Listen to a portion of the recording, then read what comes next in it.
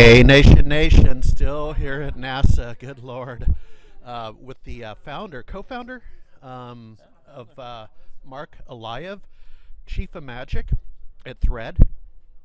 Really enjoyed your keynote the other day. So, first of all, tell me a little bit about your background.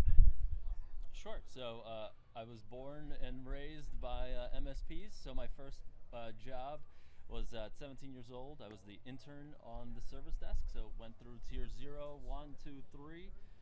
Then went to build software products outside and came back for another 5 years, more in management, but really love the IT service space. Spent 10 years in it, and my final quest was I wanted to build a product for IT service providers, and that's how.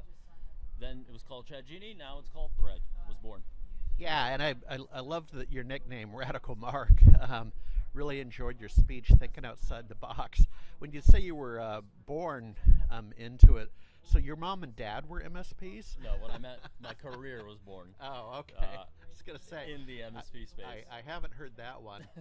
Born and raised by wolves. Yeah, exactly. Well, there's some truth to that. I grew up in Alaska, so that's not too far from the mark. There you go.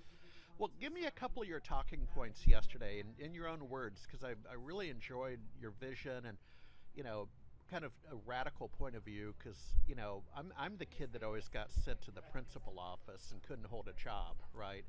So, I think we're soul brothers. Yeah. Love that. So, and the reason why I'm Chief of Magic today is really what Thread is trying to create is what we call service magic. And for us, service magic happens when because we understand that MSPs are first and foremost a service business, and they're trying to take care of their customers. So service magic is when we can have MSPs create incredible experiences for their end customers so they can get back to work, get back to their profession, their calling, right? The doctors, the lawyers, the accountants that the MSPs support, and at the same time enable the MSP to do that very efficiently and effectively, right? Because we want them to be profitable. MSPs are very tightly knit, like each company, the employees are family, and so you want to have healthy businesses on both sides.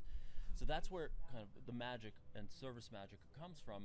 Yesterday we announced two very big features. One was voice AI, and the other one was service intelligence, or what we call Magic 3.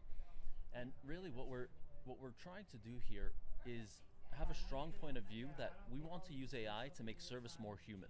And the way that we want to do that is to let people do what feels natural. You want to pick up the phone and call to get support? We understand that. But that doesn't mean that on every 30-minute call, a technician should spend 10 minutes creating a ticket, updating the priority, putting in the time entries, putting in the notes, documenting everything before they can go and make service magic for another customer. We don't think that's fair.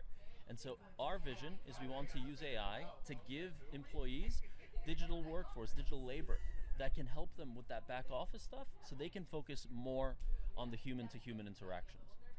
Yeah, when you were speaking yesterday, it reminded me, I go to a Tuesday night class in AI, right? So I'm retraining myself.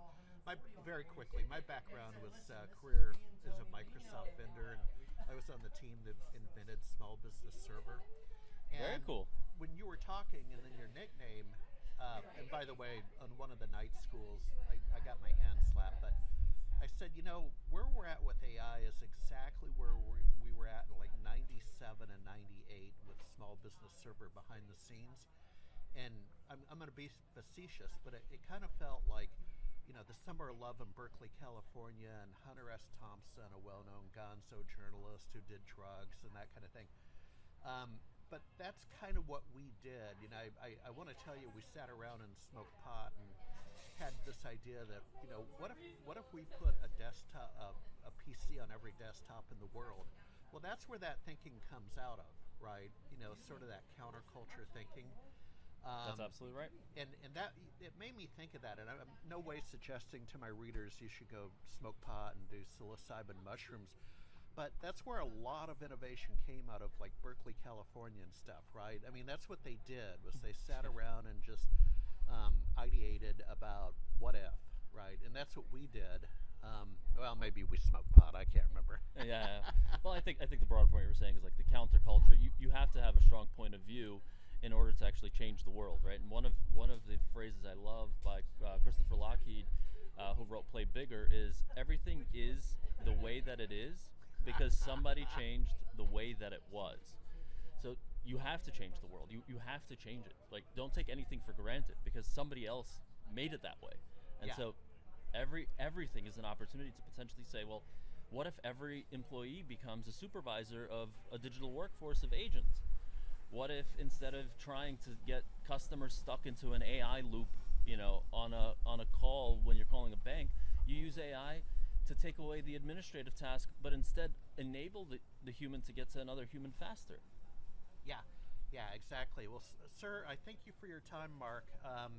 And we'll stay in touch. I'm a real fan of Thread because, again, I don't fit the box. And I'll end on this. It was the same at early Microsoft, right? Because we were up against IBM, which was very suit and tie, right? And Nobody gets fired for hiring IBM, right? yeah, and here we are. I mean, look at Microsoft has a multi-trillion-dollar cap.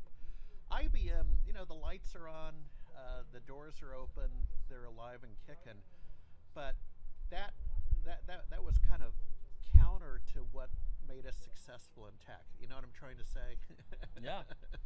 Yeah, because they didn't change. They didn't change themselves. They didn't adopt and have a strong point of view. Yep. All right, sir. Thank you for your time.